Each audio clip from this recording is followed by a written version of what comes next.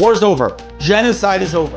Fantastic question. Go ask them. All of them were Israeli-fought wars. Backwards the world isn't how the world will do anything to vilify the Jews. The Gazans are innocent, the vast majority. Welcome back to From Tech to Tanks. What is happening? Like literally what is happening? The level of anti-Semitism that we're seeing, and it's escalating every single week. It's just hard to believe. Myron Gaines, podcaster / author, literally, publicly, with no shame, praising Hitler. Literally, publicly, declaring that the Jews must have done something to Hitler. This is where we're at right now. 50 French Jewish kids kicked off of a plane for singing Hebrew songs. And who's the pilot of said plane? The guy who trained the pilots of 9/11. Like, I always talk about, if I had told you 10 years ago, if I had told you last week, I had told you there'd be a podcast, a popular podcast, that is allowed on YouTube and allowed on Spotify, saying the things that Myron Gaines said on this podcast, and all of his co-hosts agreeing with him. If I had told you, you would have said, no way, it's not going to happen. And here we are. So again, what has to happen? What are we waiting for? I'm speaking to my brothers and sisters outside of Israel. It is getting so bad, and it is actually shocking to me that anyone at this point could stick their head in the sand and ignore the reality of what's going on in America and in Europe and in other places. The anti-Semitism has reached levels that are hard to believe. But here we are, and it's time we all woke up. And yes, the Jews need to stand up for themselves, they need to get armed, they need to oppose all the horrible protests and marches holding terrorist flags in the streets of New York. Of course. But we also need to realize that the genie's not going back in the bottle, and anti-Semitism is out, and it's getting worse day by day. I mean, we don't know yet what the motive was of the New York City shooter, Midtown, but I bet money that it had something to do with the Free Palestine movement. It's pretty sick stuff. But you know what? This is a good segue to an entire whole subject that needs to be addressed, and that is Israel. That is Gaza. And I'll start off by saying that those who think that the anti-Semitism is a result of the war, or I should say that anti-Semitism is the result of the state of Israel, I'd like to remind you that the state of Israel is the result of anti-Semitism. The reason that Israel exists, the reason the Jewish people returned to their homeland was after the Holocaust and after 6 million Jews were butchered. So the state of Israel is a result of the anti-Semitism. The anti-Semitism is not a result of Israel. How do I know? Because the Jews were hated when they were stateless. It has nothing to do with the state. It has nothing to do with envy and all of the other reasons that everyone comes up with and all the excuses. Sure, I'm sure they contribute to it.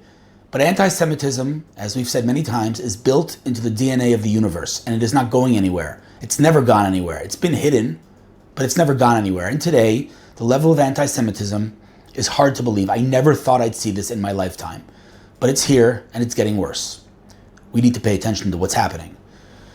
But let's talk about Gaza. Starvation. Starvation. Really? I challenge you to find a single picture of a Gazan adult starving. Go, look for it. Come back afterwards. Find me one adult. Doesn't that make you ask, what's really going on there? What, the starvation and the famine is only affecting the kids? You see the moms and the fathers holding their kids. Parents are obese, for lack of a better term. They are obese, holding a starving kid. Does that not tell you something? That maybe there's no starvation in Gaza? Furthermore, Israel sent in literally millions of tons of food and aid throughout this war. Where are those millions of tons going? Well, we have documented evidence where they're going. Hamas is hijacking the trucks. And so Israel bypassed Hamas with the GHF. And they're basically giving aid directly to Gazans. And what does Israel get as a result of that? Criticism. So let's just start with the fact that there is no starvation in Gaza. I'm going to repeat that. I know that you've seen all these pictures and all these videos and all these. There is no starvation in Gaza. The child that has become the poster child of this starvation, that the New York Times literally used in their article, is a kid who has an illness that is being treated and that Israel allowed to exit Gaza and go get treated, I believe, in France. This is a kid who is sick And the way he looks is a result of his disease. It has nothing to do with starvation, which begs the question, if it's really so bad in Gaza, if there's really mass starvation, if Israel's policy and strategy is to starve Gaza, why do they keep getting caught lying? Why do we find all these pictures using AI images, or girls from other conflicts, or kids from Syria, or sick kids with diseases, and they keep using those pictures? Why? Why do they keep lying? If it's so bad, why don't they show the real pictures? And why is it that we're not seeing any adults starving? And why is it that we're not seeing interviews with the millions of Gazans? Those adults, where are they? Why are they not being interviewed? Where are they? And if Israel wanted to starve Gaza, why would it send in any humanitarian aid? You're gonna claim that Israel doesn't send humanitarian aid? Then you're a moron. We have videos of the trucks sitting there. Why are they sitting there? Because the UN refuses to distribute them. Why? Because they don't want to be accompanied by Israel into Gaza. Okay, use the GHF. Nope, not that either. So the UN, listen to what I'm about to say. It's hard to wrap our heads around it, but this is the reality. The United Nations is sitting on hundreds, thousands of trucks sitting there, rotting in the sun, instead of giving them out to Gazans because they want to be accompanied by Hamas. Israel, no good. GHF, no good. The UN wants to be escorted by Hamas into Gaza, and they're refusing to accept any other option. And so the food, and we have documented evidence of this, this is not my opinion, hundreds, thousands of trucks sitting there rotting. So this whole claim that there's starvation in Gaza is one big Hamas propaganda PR campaign. Now I get it. You in America or in Europe, that's what you're exposed to. You're seeing it on CNN, you're seeing it on BBC, you're seeing it on Al Jazeera. I get it. In fact, I don't judge you for believing this stuff. But ask yourself, why would Israel allow countries to drop humanitarian aid into Gaza if Israel's strategy was to starve Gaza? And if Israel's strategy was to commit genocide in Gaza, which is of course the bigger lie, then explain to me why Israel's sending in foot soldiers. If they wanted to flatten Gaza, unless you claim that Israel doesn't have the military capabilities to do that, because clearly that's not the case. Look what Israel did in 12 days in Iran. Look what Israel did to Hezbollah in Lebanon. So Israel has the military capabilities to flatten Gaza. So why isn't Israel flattening Gaza from the air? Why is it sending in foot soldiers and risking their lives in Gaza? Why is Israel dropping pamphlets and flyers notifying Gazans that they're about to attack in a certain area and that they have to evacuate? Does that sound like a genocide to you? In fact, since when has there ever been a genocide? This stuff is it's preposterous. It's gotten to a point that, again, it's comical. Has there ever been a genocide in history in which the victim of said genocide could end the genocide at any given moment? Literally, Hamas can say, right now, Hamas can say, we're done. Take your hostages back. Take your innocent women and children and grandparents and Holocaust survivors back, and we will lay down our weapons and we will give we will give Gaza over to the next government. Done. War's over. Genocide is over. Can you imagine any other genocide where the perpetrator of the genocide tells the victims, here, this is what you need to do to end the genocide, and the victims are saying, nah, I'd rather not? What kind of genocide is that? The genocide, quote unquote, this war can end in 12 seconds. Besides, the Gazan population has increased since October 7th. What kind of genocide sees the victim of the genocide's population increasing? But again, I've said this 1,000 times and I'll say it 1,000 times more. When your entire identity from day one is built on a lie, the lies begin to pile up. And the Palestinian identity from day one has been a lie. 1947, the partition plan. The UN gave the Jews a state, the Arabs a state. The Jews agreed, the Arabs rejected the offer and attacked Israel. So from day one, they did not want a state. Furthermore, fast forward a decade and a half to 1964, and we've said this 1,000 times and I'm not going to stop saying it. 1964, an Egyptian man, an Egyptian terrorist by the name of Yasser Arafat, decided to hijack, and that is a pun that is very much intended, to hijack the word Palestinian. What is Palestinian? What was Palestine? Palestine was a word, a title, that the Romans gave the area here, aka Israel, in order to humiliate the Jews. Palestine was Israel. This is not opinion. These are indisputable historical facts. Palestine was Israel. Comes along Yasser Arafat and says, hey, you Jordanians, hey, you Egyptians, let's start calling you Palestinian. That's how it happened. That's not an exaggeration. And then he established the PLO, the Palestine Liberation Organization, in 1964. What was he liberating? I'll wait. What was he liberating? Because it sure as heck was not the occupation that didn't even happen yet. The quote-unquote occupation. 1967 was when the occupation began. So what was he liberating in 1964? Furthermore, if occupation and oppression of the Palestinian people is the reason that they commit terror, then why was there terror in 1929 in Hebron? There was no state. Why was there terror, Arab terror against Jews throughout the last 1,000 years? What were they, protesting the future occupation? So the entire identity is based on a lie. And that is why the lies keep coming. There's no genocide in Gaza. There's no starvation in Gaza. There are people, and I'm going to be very clear, there are people in Gaza who are hungry. There are people who are hungry in Gaza, for sure. And why don't they have food? Because the UN refuses to distribute the food that Israel's sending in. Millions and millions of tons of food. Baby formula, you name it. Israel's sending it in, and the UN is refusing to distribute it. Now that sounds crazy. Why would the UN do that? Fantastic question. Go ask them. But you can go see my Twitter account and you can see all the videos and all the documentation, facts, hard facts. You could see them with your own eyes of Israel sending aid in and it being hijacked by Hamas or sitting there rotting in the wall in the sun because of the UN. So those that are hungry in Gaza, and there are people like that, have two people or two organizations or two entities to blame. One of them is not Israel. It's Hamas and it's the UN. But there are hungry people in Gaza. What there isn't is systemic starvation and famine that the Israeli government is perpetrating on purpose in Gaza. That is not a thing. And I understand the media is working overtime. I get it. Just like the media worked overtime to talk about the violent settlers. Violent settlers? Really? And the Jewish terrorists, right? They have all these terms, but you don't even have to go that far. The West Bank, right? We all use the word the West Bank. What is the West Bank? The West Bank is Judea and Samaria. What's Judea and Samaria? What does the word Judea sound like? Judea. Sounds a lot like the word Jew, right? Well, if they call it Judea and Samaria, the world, if the international community calls it Judea and Samaria, what they're basically admitting is that Jews are indigenous to this land. So they say, okay, well, we're not going to call it that. Let's call it the West Bank. So they change the name, and the whole world goes along with it, right? The lies just keep piling up, and the lies are not only ridiculous and made up out of thin air, but they've gotten to the point that they're contradicting themselves, right? Famine in Gaza, starvation in Gaza, and the hostages are being fed well, right? The list of paradoxes and contradictions and just, it doesn't end. They're just endless. So here I am to tell you that yes, the media is working overtime to tell you that there's starvation in Gaza.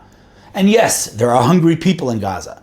But please tell me, in history of another instance of a country fighting an active war and sending in humanitarian aid into the war zone. And I want to be very clear. There have been precedents of countries sending in aid into a country where there is a war taking place. That's not the situation. Israel is not only dropping, but allowing other countries to drop humanitarian aid into active war zones. Active war zones. It's never been done before. What kind of starvation is that? What kind of, but again, like, what about apartheid? Israel's an apartheid state? Really? Go walk in any mall in Israel. Any mall of your choosing. Choose any mall. Anywhere you want. In the middle of Tel Aviv, in Jerusalem, wherever you want. I dare you. I challenge you to walk 45 seconds without bumping into a Muslim, an Arab, wearing full Muslim garb in the mall in Israel. Apartheid? Go try walking into Ramallah. See what happens to you. And when I say you don't have to be Jewish. All you got to do is be a Westerner. Walk into Ramallah. See what happens to you. That's apartheid. When you try to enter a town, an Arab town, in Judea and Samaria, every single one of them has a sign by the entrance of the town saying, basically, if you're Jewish, you can't walk past this line. That's apartheid. Israelis, we have Arabs in the parliament. We have Arabs in the Supreme Court. Nothing about this country even remotely resembles an apartheid. But again, the lies, they're nonstop. So as far as Gaza and what's happening right now, there is no starvation. There is no mass starvation. There is a very well coordinated, and I give them major props for this, a very well coordinated PR campaign to let the world know that there's starvation in Gaza, and everyone's playing along. Forget Al Jazeera. Forget the New York Times, BBC, forget all those guys, CNN, all of them. But even Israeli organizations like B'Tselem, an organization that from my perspective should have been shut down years ago and the people should have been deported. It is a sick, treasonous, anti-Israel, anti-Jewish organization. But here's the thing. When they release a study that Israel is committing genocide, well, all of the media, all of the mainstream media jump on the opportunity. Look, even Israelis are admitting there's a genocide. Of course, nothing about B'Tselem is reliable. Nothing about them is honest. They don't have integrity. They just have an agenda to vilify their own people, which, not a new phenomenon, right? We see this in every generation, including Nazi Germany. There were Jews who vilified the Jews. Someone said to me on Twitter, when I wrote that Gazans are eating fine, there's millions of aid going into Gaza, someone said, come on, Hillel, you sound like you're spreading propaganda. Look at all the pictures. That's the thing. That's their strategy, right? When there's smoke, there's fire. When there's smoke, there are two options. There's either fire or there's evil people who are going to say, when there's smoke, there's fire. And that's Hamas's campaign, and that is their goal. And that is they're smart. They understand that when they create smoke and they show starving kids from other countries, that the world's going to say, come on. The whole media is reporting, when there's smoke, there's fire. Israel must be guilty, right? And this is, I'm not talking about the crazy anti-Semites. I'm talking about normal people who've said to me, Jewish people who have literally written in mainstream publications saying that there's genocide in Gaza and that there's starvation in Gaza. It's not a thing. It doesn't exist. That might sound crazy to you. It doesn't change the fact that it doesn't exist. There's no such thing. There's no such thing as Jewish settlers. There's no such thing as apartheid. There's no such thing as genocide in Gaza. None of it exists. It's all lies. And you could think, oh, wow, Hillel's such a conspiracy theorist. How could he say that? Everyone says otherwise. That's fine. Because you know what? The mob, right? The masses, as they say, are asses. And we've had endless instances throughout history that the mob and the public was wrong and immoral and lacked integrity. And that's what we're seeing right now. So sure, Israel has to, take care of innocent people in Gaza. Of course, Israel has to make sure that we fight this war in the most moral way possible. Of course, we have to minimize civilian deaths, but we're doing that. And we're doing more to accomplish that than any army in the history of the world. Israel is doing more in this war to minimize civilian death than any army in any war in the history of the world. So then why are people dying? Well, because it's war. People die in war. Why are you not talking about how many innocent people died in Germany or in Japan or in any other conflict in Afghanistan? Do you know how many innocent people died in Afghanistan? No, you don't. So you must ask yourself, why is it that this is an obsession of the world of how many people are dying in Gaza? Why only this conflict? Well, it's not only this conflict. As a friend and colleague of mine pointed out, there are instances throughout the world, throughout the history of the world, where the international community was very concerned with innocent death. And guess what countries that was in? That was in Egypt. That was in Muslim and Arab countries that Israel fought a war against after they were attacked. Somehow, all of the wars that the world is concerned about innocent deaths, all of them were Israeli-fought wars. Wars fought by Jews. You got to ask yourself, if you have integrity, if you have honesty, why that is. And of course the answer is no Jews, no news. Let's take some questions from the audience. Right, so the question was the GHF, right? Obviously this American force that was on the ground in Gaza giving out aid. Why is it getting so much pushback? Why is it stopping to operate? And the answer is, again, lies, blood libels. They are, quote unquote, on the side of the Israelis, even though, again, they're giving out aid to Gazans, but no good, right? No good. We have to, listen, if the GHF works, it bypasses Hamas, and then the whole narrative and the whole lie of starvation can no longer exist. Besides, that if they give out food, then Israel can no longer be vilified. So the world's like, no, GHF is no good. What is no good about the GHF? They're giving out millions of tons of food, millions of packages, millions of meals, millions. What's wrong? The answer is, again, what's wrong with Israel attacking Syria and defending innocent Druze who are being butchered and massacred? There's nothing wrong with that. But if Israel's involved, then somehow it's always the wrong thing. So I don't know what's going to be with the GHF. All I know is that they were giving out millions of meals, saving millions of lives, and somehow, even in that case, even in that instance, the world opposed it. It's ludicrous. It's hard to understand. There is no logical explanation.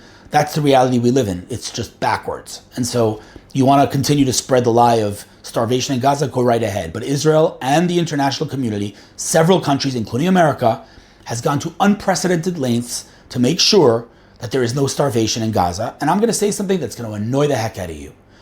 Most Gazans, I'm standing by what I'm about to say, most Gazans, with exceptions, eat better than you and I do. Okay? And if you don't believe me, go look at the pictures. Go look at the pictures of the innocent Gazans screaming and protesting, oh, there's no food. These guys are obese. Okay? It's not one person. It's not two people. It's not three people. The pictures are endless. They are obese. There's endless food. And we have video of Hamas terrorists in the tunnels eating meat and fruit and laughing and enjoying life. It's all one well-orchestrated PR campaign. And I seriously wish I could hire Hamas to run my startup and do my PR, because they do a phenomenal job. But GHF was the solution to the quote-unquote starvation. And we can't have a solution, right? If we have a solution, we can't vilify Israel. So that's what's going on. We'll see what will happen. Trump has said that America's going to send in more aid. I don't know. Somebody in the administration said that Israel's going to do to Gaza what America did to Germany and to Japan. That's quite a statement. But anyway, the reality is the GHF was a great solution to the problem, but no one really wants a solution to the problem. And that's, again, perfectly illustrative of what's going on with the whole Palestinian, issue, right? They want to stay refugees. Who ever heard of such a thing? The number of Palestinian refugees has increased. The Palestinian refugees are the only refugees in the entire world that has a dedicated, part of the UN dedicated to them. No other refugees. Let me tell you something. There are more Jewish refugees in the world than there are Arab refugees. That's a fact. It's a hard fact. Go look at the numbers. Go research this issue.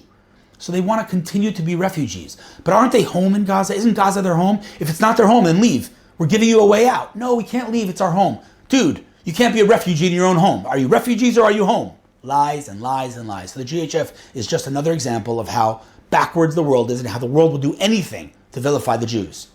So our friend Macron in France is dealing with two major issues in his life right now. One of them is Candace Owens basically claiming that his wife is a man and him suing Candace Owens. This is a thing, by the way. This is a real thing that's happening. In fact, I think it's kind of funny, to me, ironic, that I kind of hope Candace Owens wins that lawsuit because I cannot stand Macron. So he's appealing to his Islamist population in France. France has become an Islamic state. It's not even an exaggeration. So he declared that he's going to recognize a Palestinian state in the next couple of weeks. And, we expect other countries to follow. But someone said something to me that I really actually liked, which was, before he declares a Palestinian state, how about he speaks to the Palestinian leadership for one person, just one, to agree that Israel has a right to exist? How about they recognize Israel before we recognize the Palestinian state? Now, of course, they will never do that, right? Which is, again, two-state solution. What two-state solution? There's not a single Palestinian leader that exists that agrees Israel has a right to exist. So maybe Macron should be worried about them admitting that Israel has a right to exist before letting him declare a Palestinian state. But the reality is, as Donald Trump said, what Macron says is of no consequence. It's insignificant, irrelevant, unimportant, and doesn't mean anything. So he can declare whatever he wants, but Macron has lost it. He's completely lost it. He is a typical example of blaming the victim after Israel experienced and endured what it experienced on October 7th. The fact that he would go reward the Palestinian people, and I'm gonna say this as clearly as I can.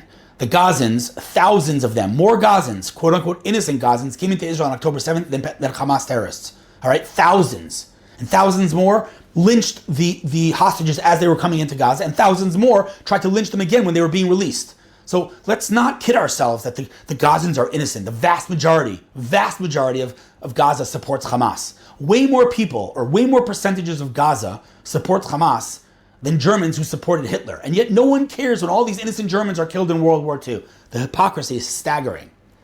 So that's the reality right now. It's crazy. Israel has to continue doing what it's doing. Israel's going to win this war. Hamas will be no more. Our hostages will come home. According to Donald Trump, we know where they are. I don't know exactly why he says these things. It's Donald Trump. Just read his book, by the way. Phenomenal book. The Art of the Deal. Great book. In any case, the bottom line is this war will end. We're very close to achieving complete victory, and Hamas will be no more. And even, I believe, France, that is going to recognize the Palestinian state, I believe that, even according to France, Hamas should not govern Gaza. So hopefully the international pressure will not get to a point that we cannot continue this war because of the quote-unquote starvation campaign. But we're very close. The end of the war is near, and Israel will achieve definitive victory, just like we did in Iran and in Lebanon and in all the previous wars. We're close. We're getting there. See you next week.